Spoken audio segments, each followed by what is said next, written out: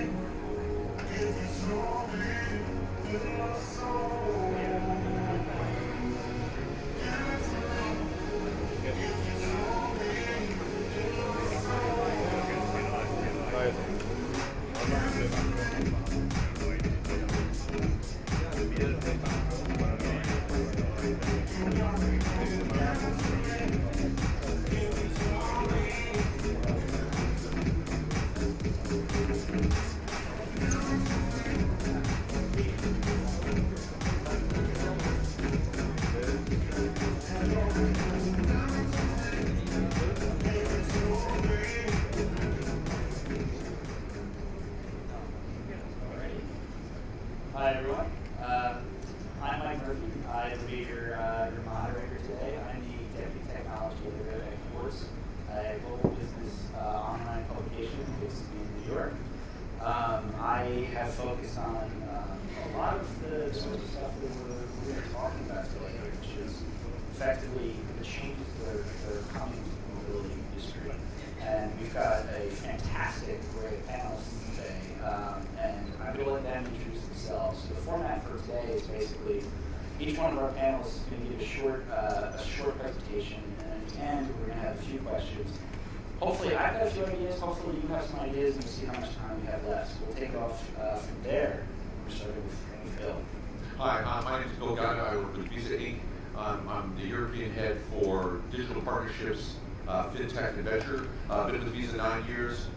Before that, I was actually 7 years with the GSMA as Chief Commercial Officer and Chief Marketing Officer. Good afternoon, everyone. I'm Jan Banska, and I'm the CEO of Ursico. Ursico is a network of 120 organizations, public, private, within smart mobility solutions. And I've been working in the mobility field for more than 25 25 years in Brussels, and we have our office in Brussels. Good afternoon, everyone. My name is Ian Simmons. I'm Vice President of Innovation Development for Magna International, the third largest automotive supplier. I've been in Magna 16 years, I've been in the business over 40 years, so it's amazing to see the change that's happening in mobility today. Hi, good afternoon. This is Natasha Tamasker. I'm the Vice President of Global Marketing for Radius Corporation, and as a company, we are focused on open telecom solutions delivered to our service providers. I'm very excited to be here and speak about how open telecom affects transportation as a business. I've been in the space, the telecom space, for nearly 20 years, and now these are some really exciting years where we are seeing new applications where we can make a difference. Good afternoon, ladies and gentlemen. Thank you very much for joining us today. My name is Ravi Azuni, and I'm the CTO for Transport within Fujitsu. This subject is very close to my heart, and I'm very much a futurist and a visionary. So I'm really excited to be here to talk about the future of mobility. Thank you. Fantastic. And so yeah, we're actually going to start off with Bill with his presentation. Right? I'll put you ahead. So hopefully it's not too surprising that a representative from Visa is participating in a panel on transportation. But to put it into context, Visa believes that transportation has been and will be a catalyst for the way that we think about the future of payments. And the example I'll use is if you think about Transport for London, and when we activated contactless across the network for transportation, or for TfL in London, it actually transformed contactless adoption in London generally, and that model is now being rolled out in dozens of cities around the world. And so the intersection of transportation and commerce and payments is hopefully an easy one to make. But specifically, on Monday, as part of our focus on transportation, we released a study that we conducted with Stanford University, where we talked to 19,000 people in 19 countries about their attitudes about the present and future of transportation, not specifically about commerce, but to look at how people view transportation and how it's going to evolve to get some insights that may affect the way we think about commerce or transportation. I'm going to start by just providing, because I'm going to stick to my 7 or 8 minutes, just providing a snapshot of some of the insights that we got from the report. You'll be able to get it online, and then kind of a summary just for a couple minutes of some things that we learned when we looked at the comments in their totality. So one of the insights was that we learned was 68% of the world's population will live in an urban environment by 2050. And what that means is today there are 33 cities that are qualified as megacities, more than 10 million people. There's going to be 50 of them by 2050. So this rapid urbanization continues. 46% of people have seen that their commuting time has increased in the last 5 years, and 37% in addition to that see that it's going to continue to increase in the next 5 years. And the cities that are reporting this, not surprisingly, perhaps Mumbai and Delhi, but perhaps a little surprisingly, Dubai. So it's not just historical cities that are growing very quickly with variations in infrastructure. Very modern, technically savvy and advanced cities like Dubai are experiencing the same challenges in transportation. 53% of people cite overcrowding as a reason not to use public transport. That's their number one reason not to use public transport. 47% of people, and this is where it does hit commerce, talks about the tickets in different modes, untransparent pricing, etc. The whole commerce experience around multimodal transport is another area of frustration. Not surprisingly, we haven't made the shift towards public transportation as a dominant means. People still want to use cars to do their daily commute. And the cities that say the highest use of daily cars, Los Angeles, shouldn't be a surprise to anybody, Shanghai, Beijing, and Delhi are still, which is I guess why we see the enormous traffic jams in all those in most mega cities, is because cars still dominate as a way to do the daily commute.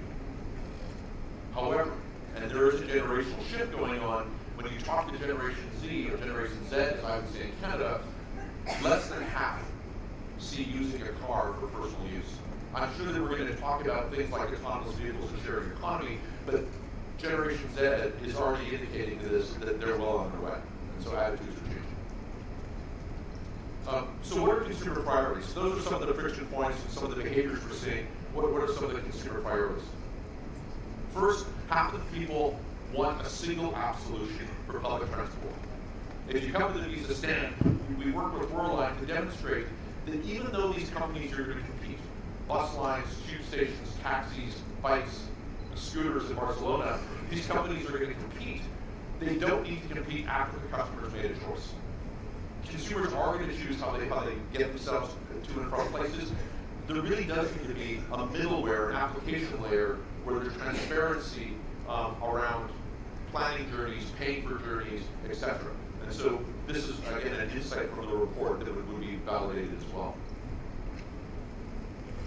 These are the greatest concerns that people have or want to change around public transport: overcrowding, cleanliness, and reliability. Again, we're going to talk about it in the context of 5G and all the data that we have and the way that we're going to be able to use machine learning, etc. These are problems easily solved with all the technology we have available to us. But as we're going to have our other speakers talk about, it requires kind of an unprecedented amount of coordination and cooperation to do it. So that was literally a drive-by in terms of the survey. I do invite you to download it and take a look at it. There's a lot of really interesting information, and hopefully that's just a conversation starter. But really, when we look at the totality of the report and what we glean from it, there's 5 things I want to talk about before we move on. The first is, this clearly requires this joined-up, multimodal view of transportation in megacities requires always-on infrastructure. Right? And we'll talk about it in terms of 5G, but it needs to get to deep in buildings. It needs to get to underground. It needs to have high bandwidth, high capacity, low latency if we're really going to do all the things we want to do in transportation. That's one thing that we learned. The second one is payments needs to be joined up, as we said, into some kind of single-use app where people can plan their transportation lives. The thing that underpins all of this is when transportation works well, it actually contributes positively to GDP in a measurable way. When it doesn't work well, billions of dollars sit on the floor because people can't get to go where they need to go to be productive.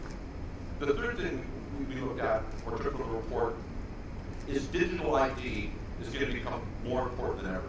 We move from a world where a card is being identified to where already today devices are being identified using location services or device fingerprinting, and people are being authenticated through biometrics. This really is the future of transport. In order, again, to build this multi-mode version of the world, we're going to have to very seamlessly be able to identify people, and not just people, that they've got a valid driver's license, that they've got validated insurance in order to take use of a shared car experience. We're going to have to assert many things about our identity in order to have those seamless journeys, and so digital ID is going to be important. We have to make sure when we plan for these megacities, think about the difference between Dubai on one hand and cities like Mumbai on the others, and the disparate demographics.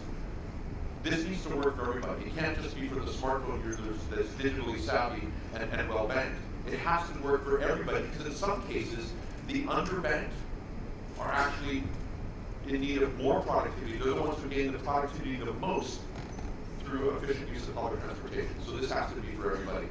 And then the last thing I'll say, and I'm sure all my speakers will talk, all the other speakers will talk about this in some way or other, is it's all about data.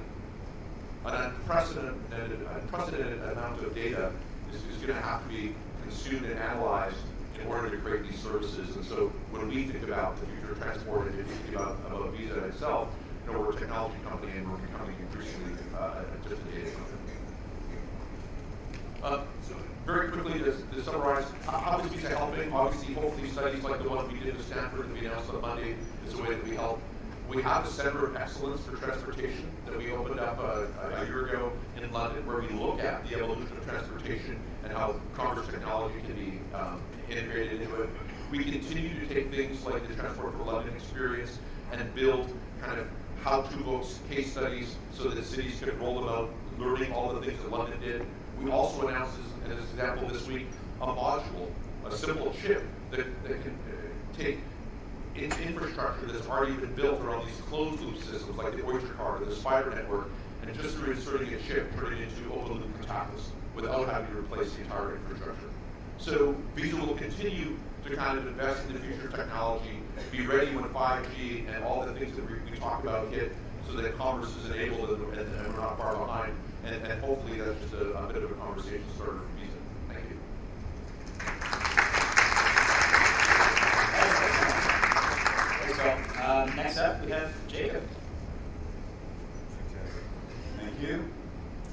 it's you put really the great frame for us to move on and to jump into some of the activities that we work on when it comes to the disrupting mobility sector as it is now.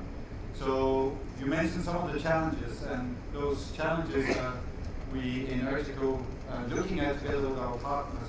We have the automotive industry, we have the manufacturers and suppliers, service providers, we have public authorities, and we have the users. So we have the sectors that we need to look at what are the challenges that we're facing in the mobility sector in the future. And we created a year ago our vision for how we would like the mobility sector to look by 2030. Because it's about creating the future, it's about embracing the challenges and the change that is happening in the sector. And I think this is what all our sectors, they understand, that there will be a change and they will be have to be part of that change. Those changes are driven by a number of factors in our field. More and more connected people, vehicles, infrastructure, more and more automation coming into the market, the whole digitalization of the transport sector, the integration of the modes, so cooperation between modes, electrification of the fleet. This is something that is also driving many of the changes we see. Then we have also looked at some of the issues that we have in Europe, for instance, cross-border connectivity, and especially some of the things that I'm going to say something about the new services to the end user. We need to know what are the demands from the user's side, and how can we make the offerings in the transport sector more user-centric. So we have created our roadmaps to how we see the future, but some of the drivers that are coming from the policy side is mainly related to the holistic look at the whole mobility management, and that means that instead of managing your own modes, you have to look at the whole ecosystem and how can you cooperate between those. The challenges that we had in the city, we heard about the urbanization challenges that also create challenges when it comes to air quality. We have challenges when it comes to energy sources, safety, security. The more connectivity, the more security issues we will have, and the use of demands as well. I think I'll jump into what is it that the end user would like to see. First of all, in the US, it's a bit different than what we see in Europe, for instance. So car is not really king anymore. It's kind of it's victim for its own success, I would say. So we see that more and more are looking for alternative solutions to being stuck in your vehicle, and they are looking into how can the offering in the transport market provide them what they need for their daily commuting, and that is not necessarily being stuck in your own vehicle anymore. It's very much moving from having ownership of your own means of transport to having access to all the mobility offerings that are in the market. So instead of having a contract with one supplier, you are looking for an ecosystem, you are looking for smart solutions where you can use a mix of modes that fits you where you are, whenever you need it. And last but not least, it's also affecting really the transport planning of the future, because it's not planning for the average users of the transport system, but it's more looking at what is the individual needs at the time of the usage. So that's why we have been more and more looking into, instead of looking at mobility as a modal approach, but looking at it as a service. And that means when it comes to data, as we probably all speak about the data for us, mobility as a service it's not about car sharing, it's not about electric scooters, no. It's about the mix of all the needs that you have in your commuting or in your usage of mobility. So it's sharing of vehicles, infrastructure, and data. So it's not about only access to data, it's really about sharing the data between the suppliers, the operators. Then it's about having actually the planning, the booking, the payment, and the information on one access point. So it's very much about not having to use 10 different apps, as we are doing today, most of us, or at least, you probably have 20 or 30 apps that for each city you need a different app, or for each mode you have a different proposal from the operator of which app to use. So the difference that we see at the moment in the mobility as a service, which they call mobility on demand in the US, and where in China, for instance, it's very much about electric car sharing. But in Europe, we look at it as the public transport being backbone of the mobility system, and this is different in the US because it's not the same quality in the public transport system. So we are very much looking at how can we get people to not to get rid of their car, but to maybe to find alternatives to private usage of your vehicle for daily commuting. One of the big challenges we have, which I will show a bit more about, is it's a multi-local business. So it's each city that is coming up with their own solution, and you don't have the token, the Visa card holders that you can use in all cities across countries and so on. This is what we are looking for. That's why it's not at all. I'm not surprised that Visa is going into this market, and I'm very happy that you to have you on board in the work we do on mobility. I'll just give you quickly some examples, because it's not something that will happen one day in the future. It's actually already there. Wind being one of them. It exists in Helsinki, Birmingham, and Antwerp, and there you have a platform where you have public transport, you have car sharing, you have taxis. You have another system in Antwerp, and that also shows that it's not a matter of having one solution per city or per country. There's not a one killer app, there's not one winner takes it all.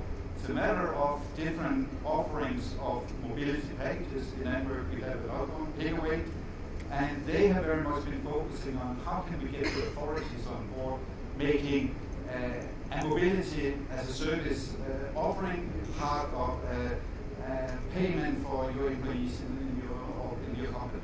And this in Belgium we have a lot of company cars, because it's a good way to give a tax-free benefit to an employee, and we cannot give a mobility as a service package in the same way. And this is what Takeaway they are working on. Then you have in Barcelona, you have RAC putting together a platform where you see competing offerings from the same kind of services, so the same scooter service, car sharing services, public transport services, and so on. And that's also a typical example of where mass is not. It's not a matter of you can only have this car sharing, this taxi company, and this bus service in the same. This is a really good example of where you have an open ecosystem that is inviting all actors to be part of it. Then you have a system in Italy where they're also looking at concierge services, so additional services not only related to mobility. And of course, when you have the customer on board, then you can offer the daily mobility demands, but you can also move on to selling tickets and having all public information services and so on. You have other examples, the sharing capacity when it comes to peer-to-peer car rental, or it can be if you want to rent out your parking space to other users. In the freight sector, you have freight operators, large logistics operators that are sharing platforms with competitors, where they on this platform. This is for big operations. We also have small operations when it comes to ride sharing. This is a Finnish example of where you can send goods with a vehicle going from point A to point B. And last, I would like to stress that we are struggling with the token issue. We are struggling with what we call roaming of services, that you cannot use the same service that you have in London when you go to Birmingham, and not at all when you go to Paris. So we are creating actually in the cities some good mobility services but these services cannot be transferred to other cities. And that makes it very difficult for the operators to come into the market, the service providers to come into the market, because they have to negotiate when they have a service running in Antwerp, then they also have to negotiate with Brussels, with Mons, with Liège, and that's where that the business model cracks, and that's where that we don't see the rollout of the services that the end users would actually need. I will have to move on a bit faster now.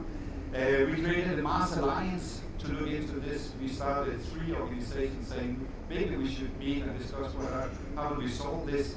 And we are now more than 70 members throughout the world in trying to look at solutions for technical solutions, business model solutions, and regulation solutions, and also the roaming issues. A lot of things are coming next, so we need to discuss the re-regulation. We need to be able to embrace the innovation. We need to be able to be part of the change in a way where we don't fight all these new services or new technologies coming to market. And that is where in Ertico, we have teamed up with the startup community and look at, okay, how can we bring all this innovation, all these new ideas into our existing portfolio of activities that we do. So I think it's important that we see how can we together create an ecosystem where it's a sustainable mobility system that we're developing for all of us in the future. Thank you very much.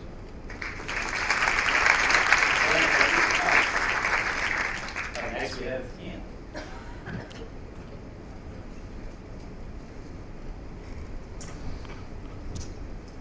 Good afternoon. So all we have to do is get all of that technology into our products. So Maker is a mobility technology company. We actually build cars and vehicles for other OEMs.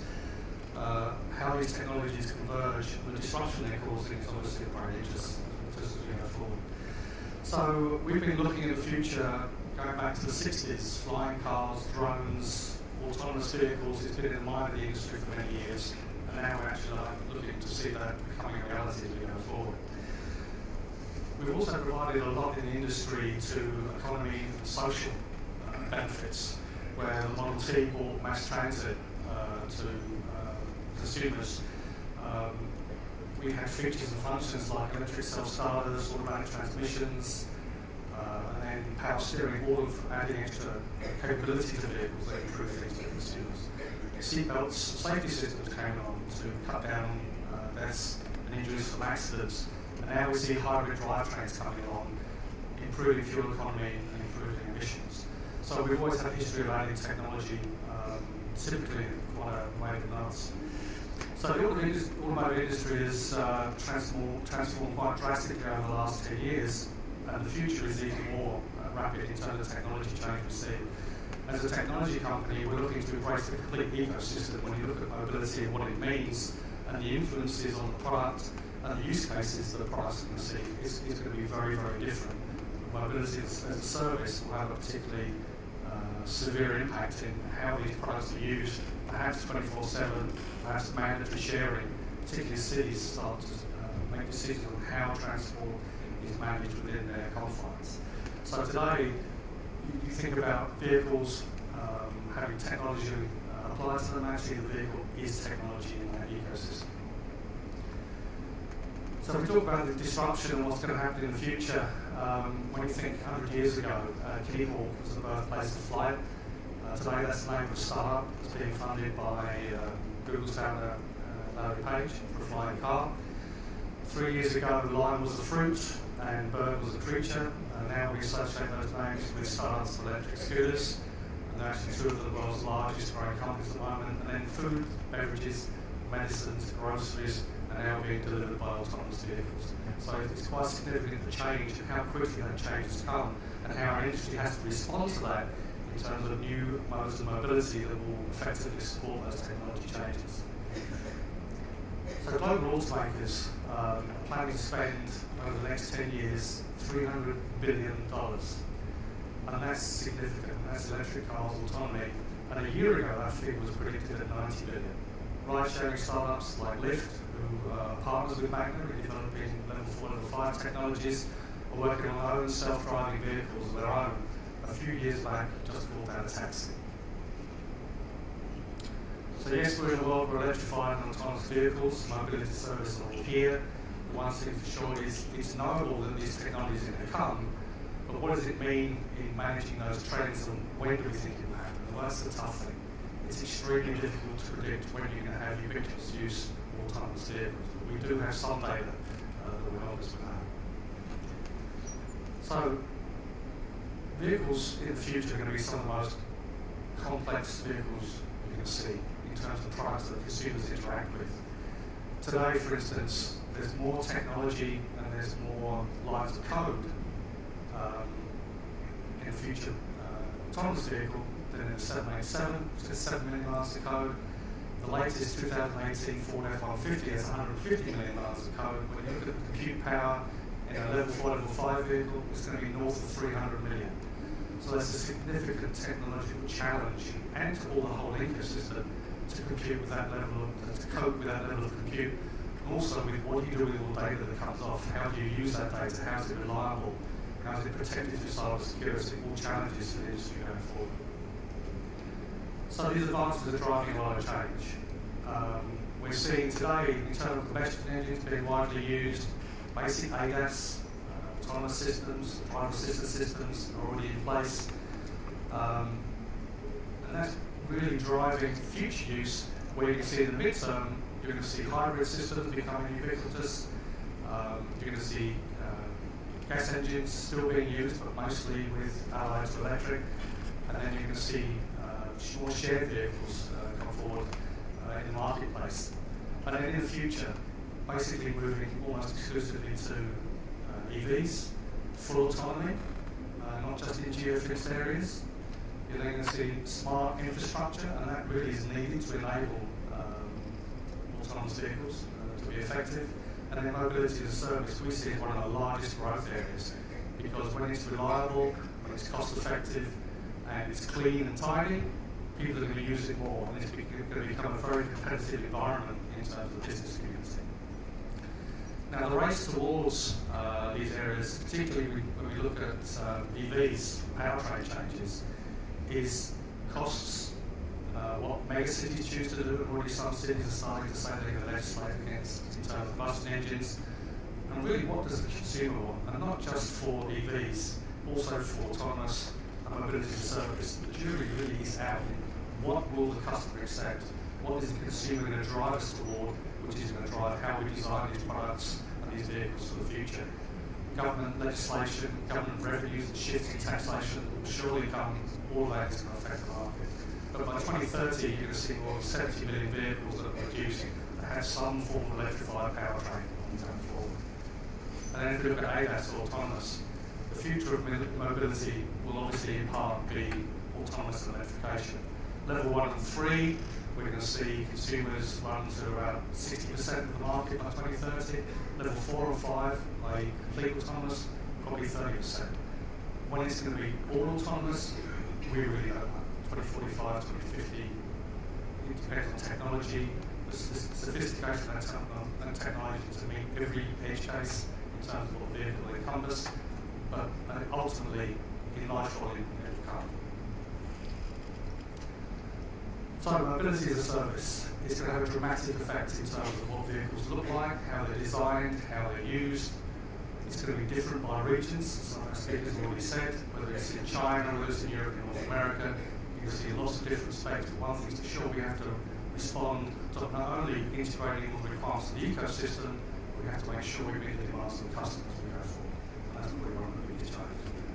So with that, I'll hand over the next sector. Thank you for your time.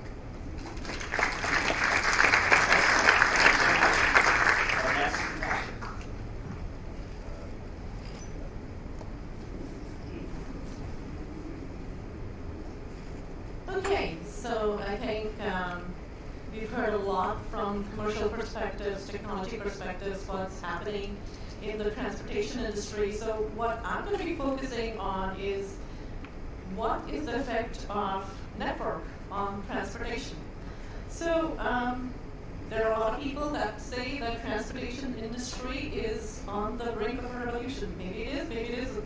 But there is certainly a lot that's going on in this industry. We see innovation that's happening absolutely everywhere, from innovation on sensors, innovation in terms of AI, innovation in terms of application. And today we see things are getting smart. Everything is smart.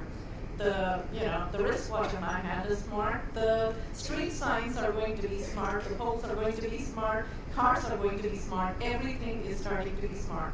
And it is not driven only from the perspective of consumers finding things that are more pleasurable, more interesting to them. There is actually a lot of economic benefit to that as well. So there was a survey done recently by PC Magazine, and what that showed is that once you get to the point of having self-driving cars, if you allow the self-driving cars to park themselves in a parking garage, you can have as much as 62% saving in terms of utilization.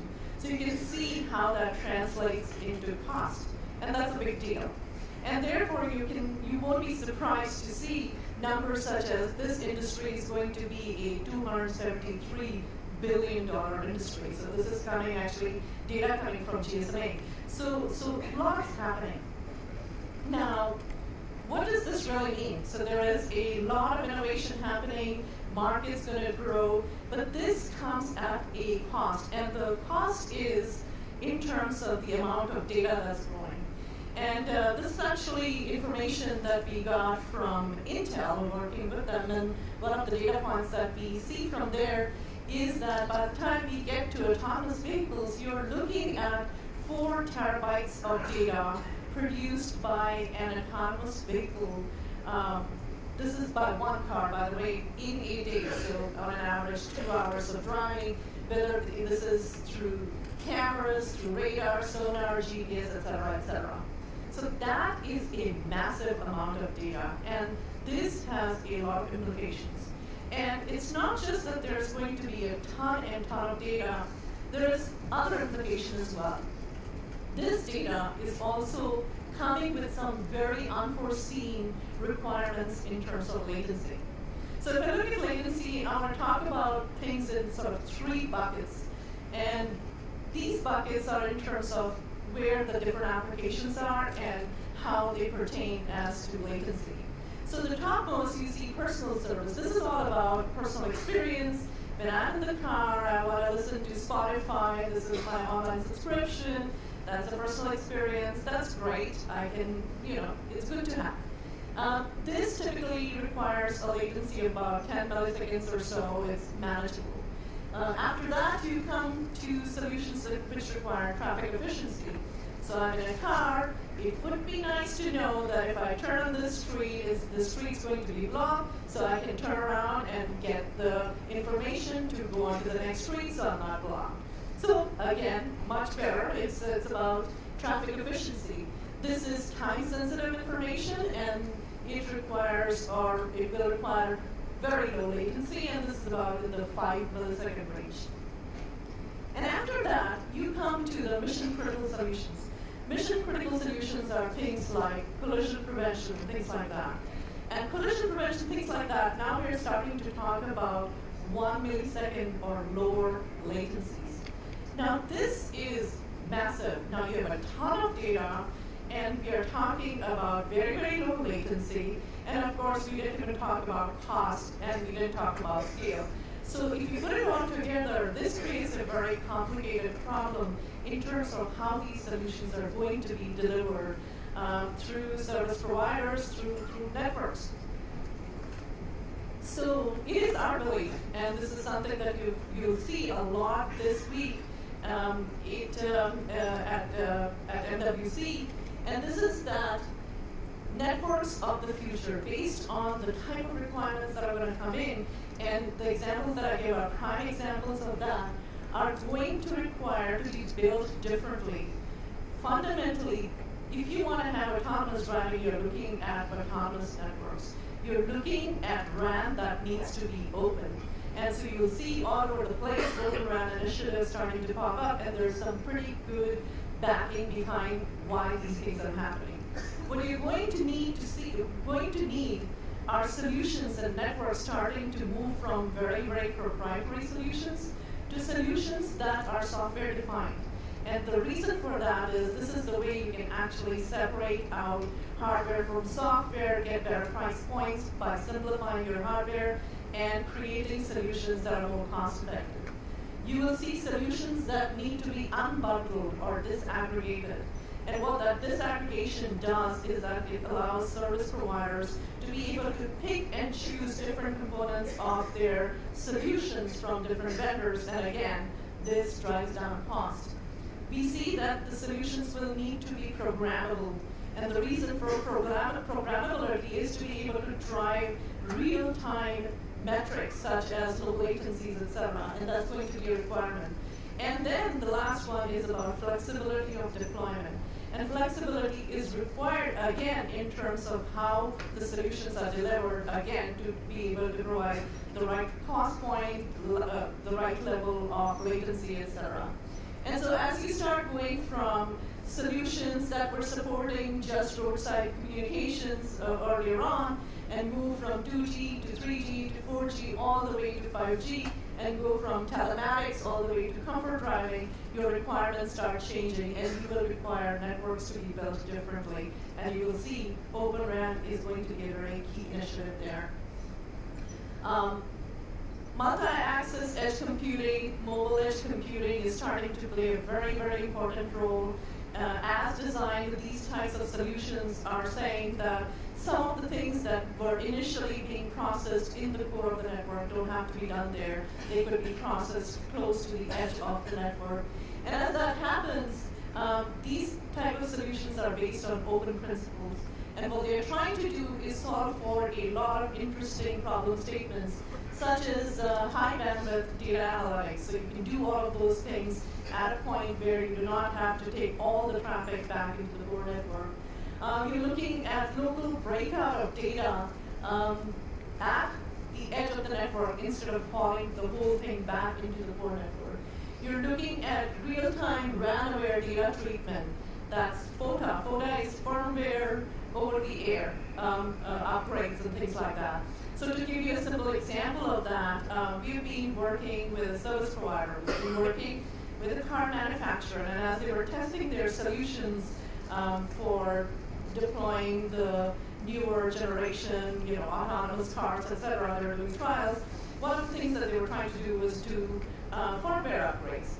And what they found is there was an issue, and the issue is that firmware upgrades were happening at times where people did not expect. They had a trial group, they tried to do firmware downgrades. It was happening at times where sometimes people were not ready to actually do the upgrades.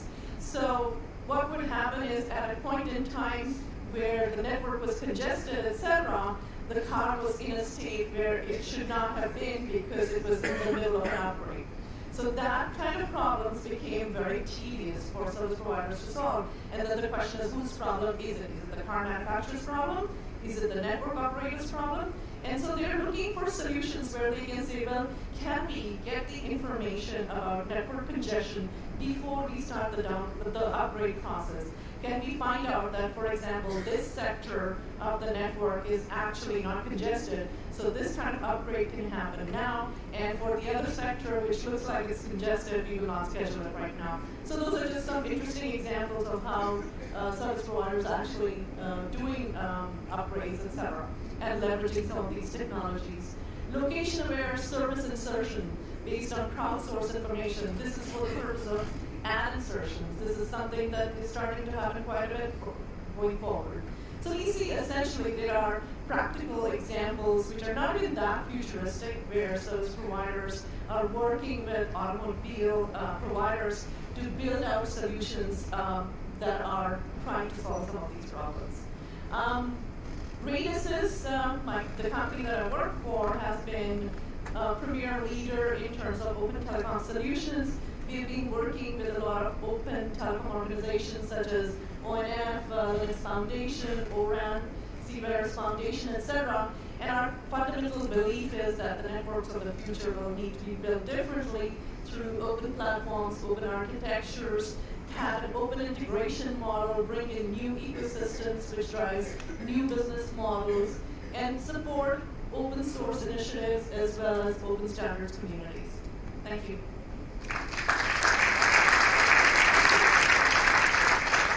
Last but not least, Robbie.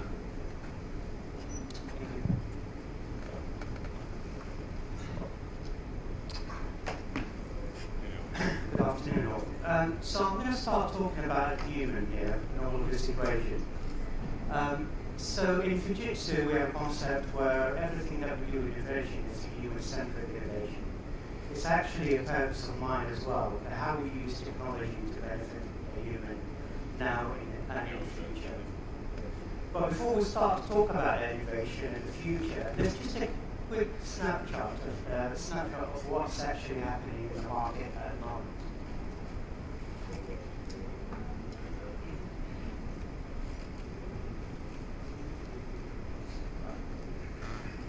So I don't know about you, but I've been overwhelmed for the last 3 days in terms of what I've seen actually, and so much so that I had to take some time off yesterday morning to compute all of it. So there's a lot of talk about emerging technology. 5G is one of them. There's also talk about a lot of data. But the question really here is, what do we do with all of this to make sure that we serve the human societies and community now and in the future? The most important thing that we do right now is ignore the human and make sure that we do everything that benefits the human. How do we do innovation now in the future is going to really judge, it's going to be judged around our success of how we impact the society. So now that we talk a snapshot of what's actually in the market, allow me to take you slightly into the future. So this is Claire. This is year 2035, and I picked a year because I think that's when a lot of it is going to change in the market. So Claire has got a meeting on the other side of the city. An autonomous car picks her up from her house, and the car knows already there's got 3 routes to take to get Claire to her appointment on time. So the question we have is which is the optimal route for the car to take? So route A, it goes through actually a local residential route, and it's heavily congested right now, but also we've got schools on that route, and Claire is going to pass through a time where there's schools drop-offs. We also know around that route there's a lot of care homes as well. So again, we need to take that in consideration. We also know from the data that we're getting from the console real time and the intelligence that we're getting from all of these connected services and emerging technologies I mentioned earlier, which is going to be very, very complex as a result of 5G coming, because we're going to have all these connected services working together. So we know that from that data, there's also quite a lot of other traffic going on around that area. And we know from the sensors around that route that there's actually a lot of congestion as well. So that's route A. Route B takes the car through central London, for example, or central Barcelona, which is a connected city. Now, on that route, there's a lot of traffic as well. So there's logistics, there's the pre-planned roadworks that's happening. So sensors on that road or that traffic, that route, is telling us there's a high level of pollution. So is this really an optimal route to send a car? I'll question that. Now route C is actually the longer route. Normally we would avoid that. But we also know from the intelligence and also the connected services that we've got that this is actually a 4-lane route. There's no cars on that route, and air pollution is not bad. So, considering all of the other ecosystems and the humans and society impact on that journey, this would be the most optimum route to take. So the car carries on that route, and Claire is trying to get on her time. As you can see, Claire is enjoying her favourite book as a result of that journey as well. So imagine, right, there are thousands and thousands of journeys like Claire's in the future. But also at the same time, you've got other multi-modes of transport. So you've got logistics, you've got drones, you've got future autonomous buses, flying cars, for example. You've also got other roadworks that are coming on at the same time. Dockless bikes and other multimodals that are coming into the future. All these multimodals are demanding optimum routes all at the same time, similar to Claire's journey.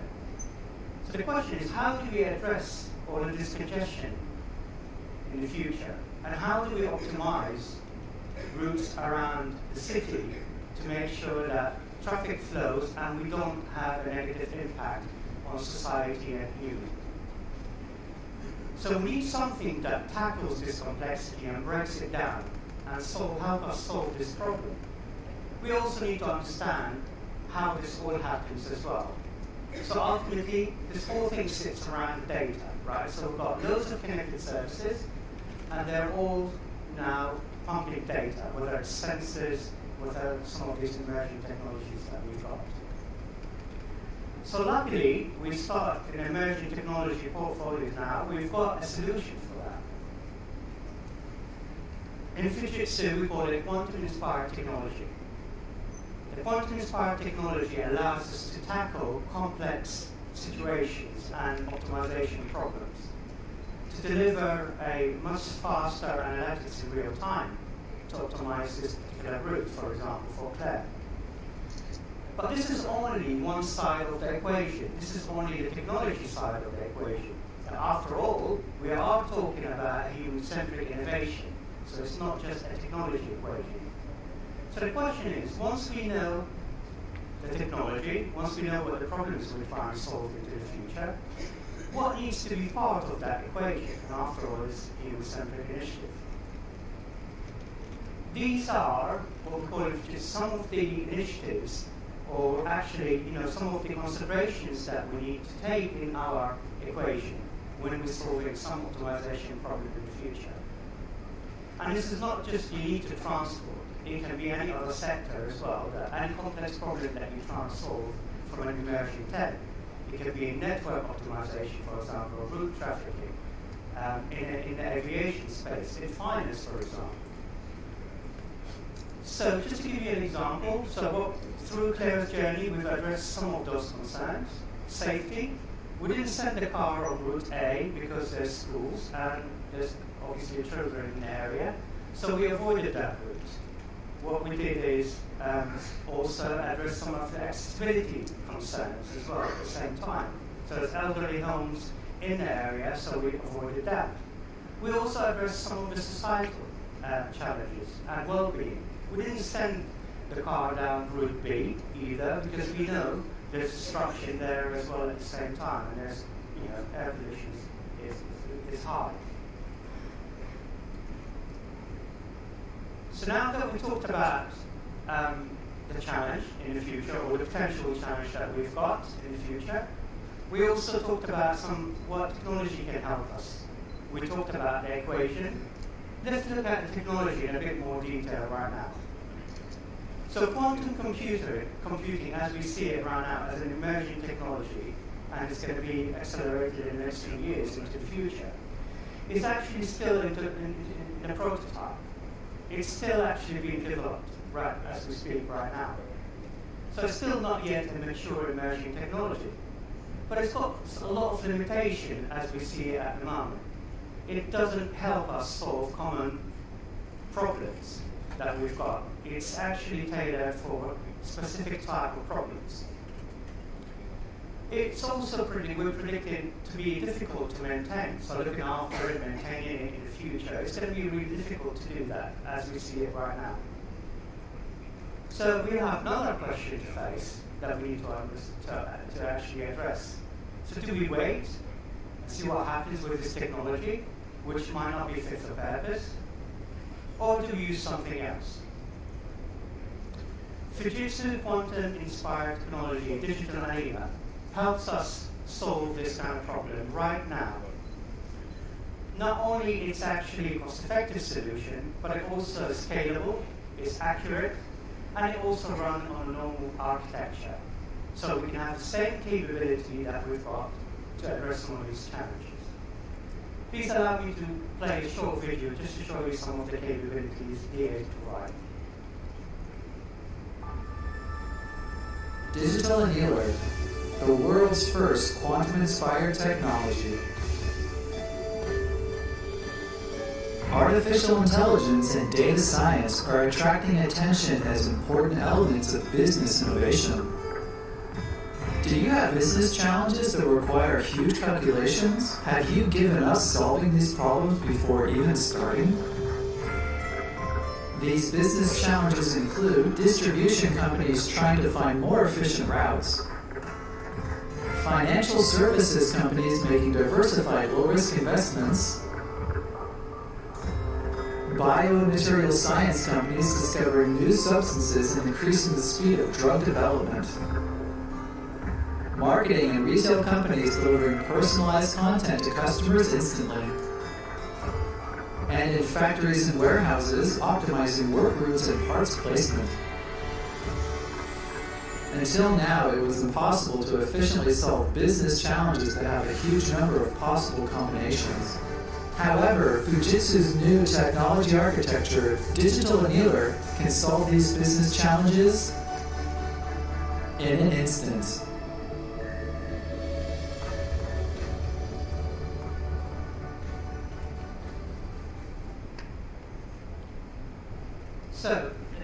So the question is, do we wait or do we start now? Digital Annealer allows us to bridge into real quantum computing in the future. So we don't have to wait, we can actually start now. You've been great audience, thank you for listening.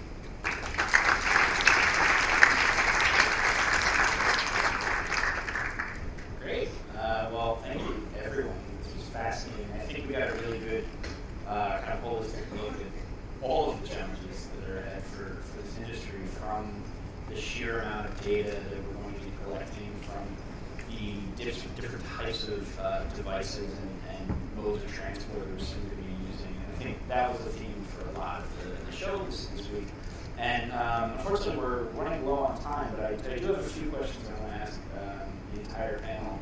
So something that was just brought up that I thought was very interesting, so now I'm going to ask this to all of you. What do we think is going to come first? What do we think will be more prevalent in the next 10 years? Dockless scooters or flying cars? Start with Robbie. A tough question, but a good one, I think. I think it's going to be a combination. It is about choice more than anything else. I think the market is moving so fast right now. New generation are demanding different types of mobility. It would be really hard right now to judge and say which ones are going to come first. Dockless scooters obviously are here right now. They are in, for example, London, where I'm based. However, I think how this evolves in the future is still yet to be seen. So I think it's about choice.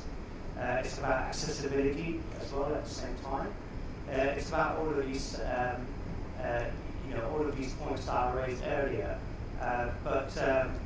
It's very hard to predict. I think it's a really interesting time to see that change at the moment. That's what you think.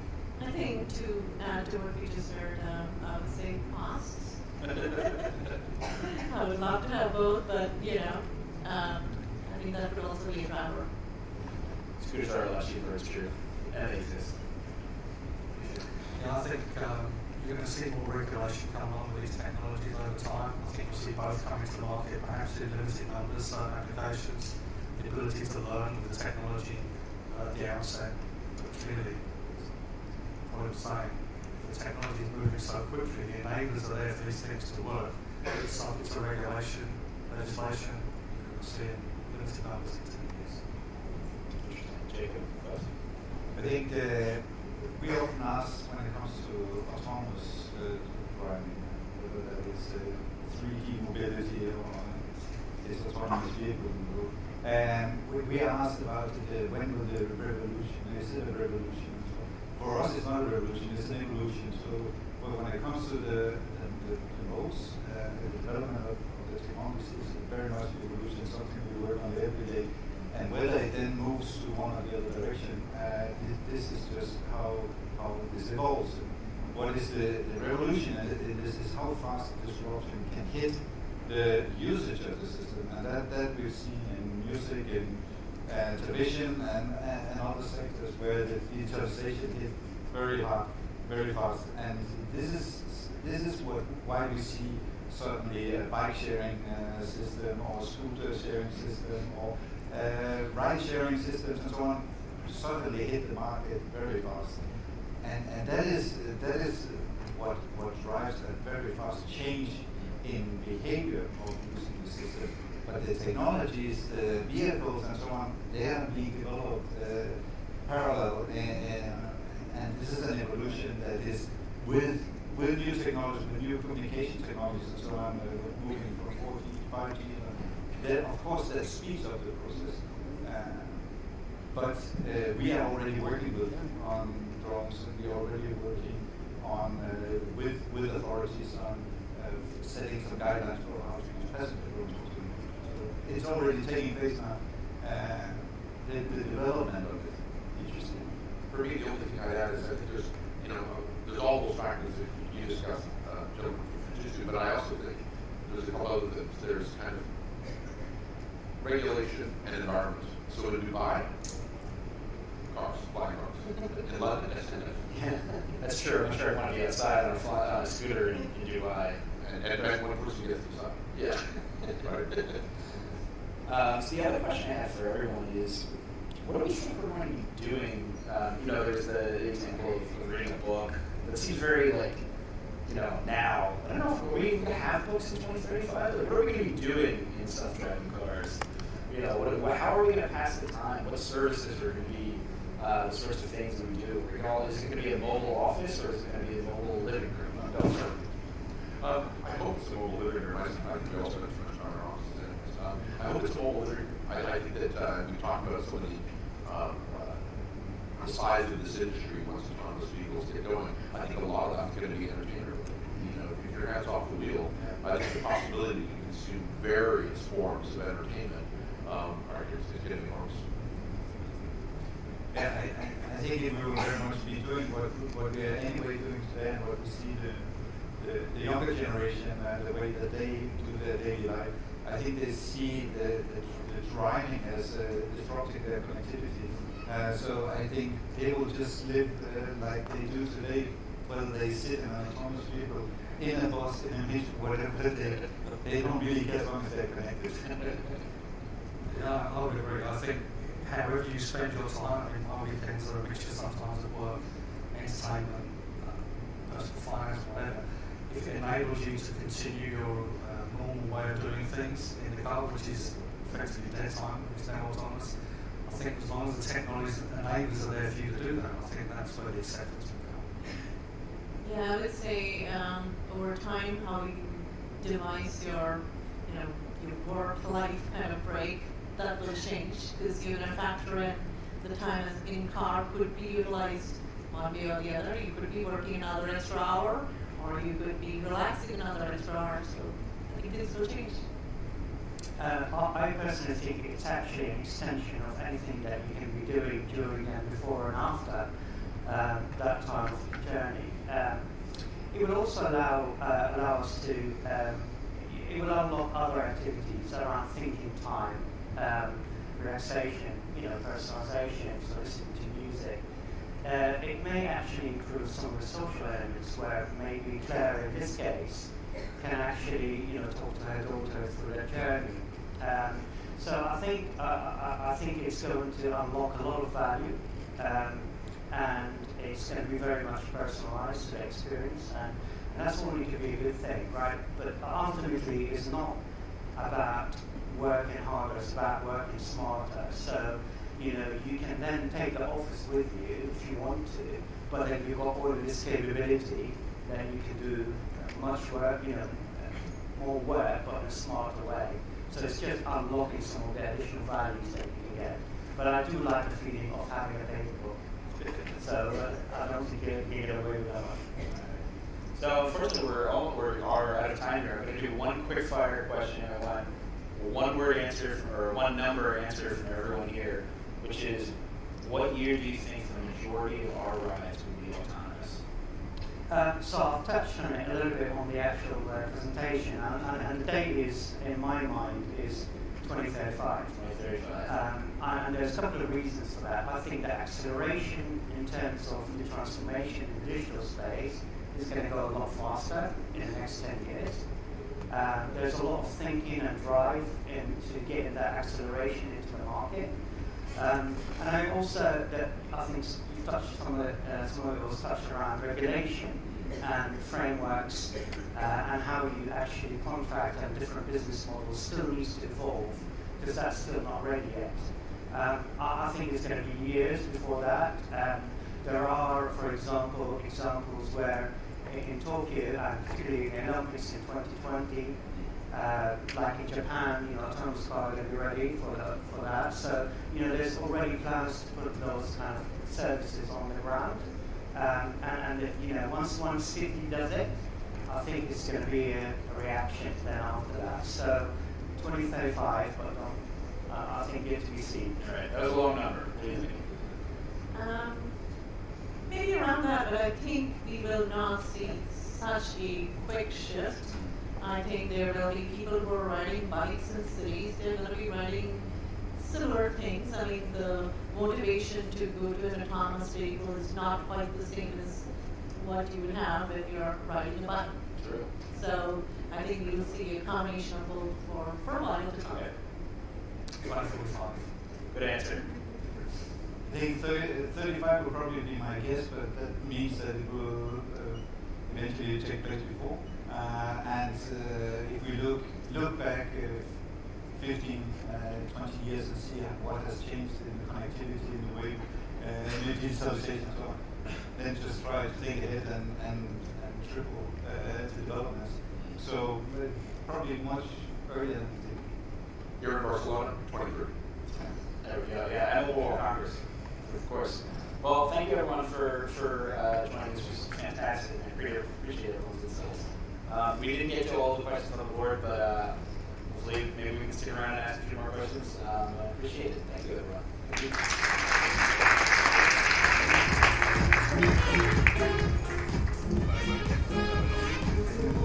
Ladies and gentlemen, as you leave, please ensure that you take all your belongings with you.